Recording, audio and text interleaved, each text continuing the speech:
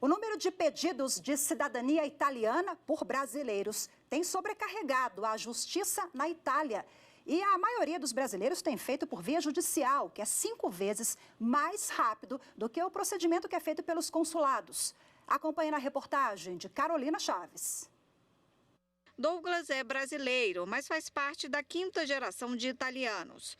Ele pediu a dupla cidadania e fez o processo via judicial e não pelo consulado, porque o prazo é mais rápido. Mas, para isso, precisou reunir documentos no Brasil e na Itália. Tive que começar desde com os meus certidões de nascimento, certidão de nascimento dos meus pais, casamento, dos meus avós, e aí fui descobrindo. Foi muito legal, foi um processo de descoberta aí das minhas raízes, tentar entender de onde veio. Então a gente foi descobrindo, por exemplo, que o meu tetravô, que veio de lá, o pai dele tinha casado 2 vezes, então, porque ele tinha ficado viúvo, então foi toda uma descoberta que a gente teve que fazer buscando documento em documento, desde as paróquias aqui do Brasil, então a gente conseguiu, por exemplo, na paróquia de Caxias do Sul, até uma paróquia lá na cidade onde eles moravam na Itália, uma cidade bem pequenininha, que hoje se chama Castelminho, na época chamava Brusaporco. Douglas teve a ajuda de uma empresa que faz desde a consulta de descendência até o processo judicial de cidadania italiana. Rafael e Rodrigo, sócios da empresa, perceberam que a demanda pelo reconhecimento de cidadania europeia cresceu e havia muita burocracia. Por isso, desenvolveram uma plataforma que reduziu o processo de 12 anos para até 2 anos. Emitir toda essa documentação em vários cartórios, corrigir essa documentação, então tem que fazer essa análise muito clínica, aí isso a gente usa tecnologia, IA, para nos ajudar nesse processo.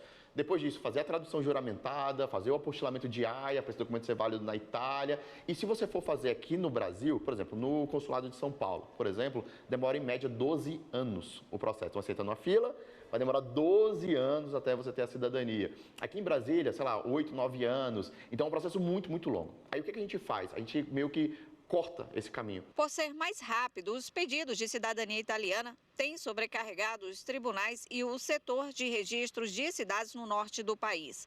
Segundo a Embaixada da Itália, há cerca de 32 milhões de descendentes de italianos no Brasil. E em apenas 4 cidades na Itália foram realizados 12 mil pedidos por via judicial no ano passado. Depois que a solicitação é apresentada à Justiça Italiana, o tribunal emite uma ordem à cidade de origem do antepassado, para que seja reconhecida a cidadania do descendente e sejam produzidos registros retroativos, como de nascimento e casamento. Esses atestados são o ponto de partida para a solicitação do passaporte italiano.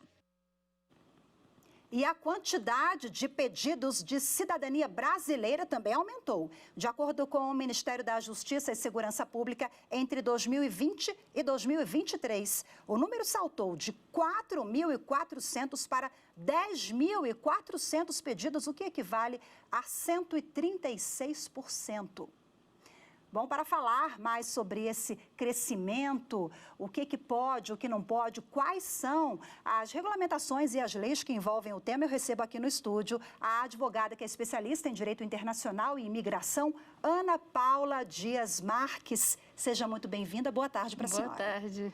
Bom, vamos começar explicando qual é a diferença entre naturalização. As pessoas têm muitas dúvidas em relação a esse quesito, naturalização e cidadania, quando cada instituto desse pode ser alcançado e por quem? Sim, a naturalização é um pedido que a pessoa faz para optar pela nacionalidade daquele país, né? E a cidadania, ela já trata de questões já de voto, de eleição.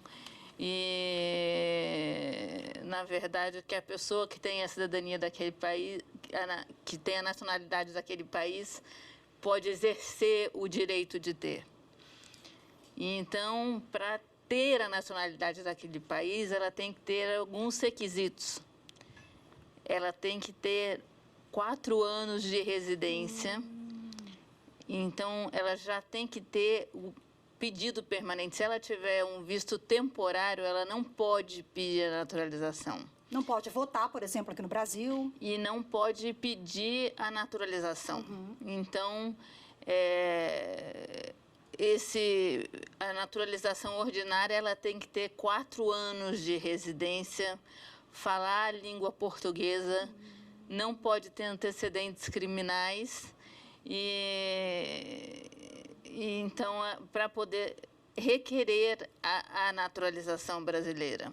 A senhora já elencou aí um tipo, né, de naturalização, a naturalização ordinária. Temos outros tipos também. Quais? Temos. A naturalização ainda ordinária, esse pedido pode ser reduzido para 1 ano se ela for casada com cidadão brasileiro, tiver filho brasileiro.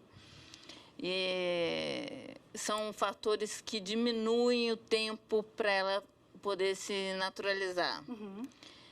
A naturalização extraordinária, ela tem que ter 15 anos de visto permanente. Dá um exemplo para a gente compreender. Que tipo é esse? Ela tem que ter o RNE dela, que a Polícia Federal emitiu, de 15 anos. É a pessoa que vem para trabalhar, que vem... Que ela tem que ter o visto permanente. Por exemplo, ela tem que ter 15 anos se ela se casou com uma brasileira, ficou aqui 15 anos com o RNE emitido, 15 anos de permanência. Tá? O visto de trabalho é um visto, dependendo do visto que ela emite, é um visto temporário, não é um RNE permanente. Então, ela não vai poder fazer a naturalização. Quem quer alcançar a cidadania brasileira, quais são os documentos, quem procurar, o que fazer? Então, os documentos são uma lista grande de documentos, né? É uma lista grande de documentos que ela vai precisar procurar. Eu até sugiro que ela procure um advogado para verificar melhor a lista de documentos, mas eu vou falar alguns. Ela vai precisar demonstrar que não tem antecedentes criminais. Isso da Justiça Federal e da Justiça Estadual. Não adianta ser só da polícia. Vai provar que tem residência. Não precisa ser própria, pode ser locada. Tem que estar trabalhando aqui no Brasil, por exemplo? Vai ter que comprovar que tem renda. Então, se ela tiver uma empresa, ela vai comprovar que tem a empresa, que tem rendimentos da empresa. Se tiver um contrato de trabalho, ela vai mostrar que tem um contrato de trabalho. A lista toda com a documentação pode ser... onde que a pessoa procura? É no site do Ministério da Justiça e Segurança Pública, doutora? No site do Ministério da Justiça e Segurança Pública. Ela também tem que falar a língua portuguesa. Isso, fazer um exame do CELPE-BRAS. O CELPE-BRAS é um órgão vinculado ao Ministério da Justiça, onde ela vai fazer uma prova e ser aprovado nessa prova para poder passar e utilizar isso no processo de naturalização. Doutora, nós falamos que houve um aumento expressivo, 136%, né, de pessoas que querem morar aqui no Brasil e querem constituir família, enfim, ficar no país. Nos últimos 3 anos, estamos falando de 2020 a 2023. A senhora atribui ao Brasil ser muito acolhedor? Rapidinho para a gente finalizar. É um país sem guerra, um país acolhedor.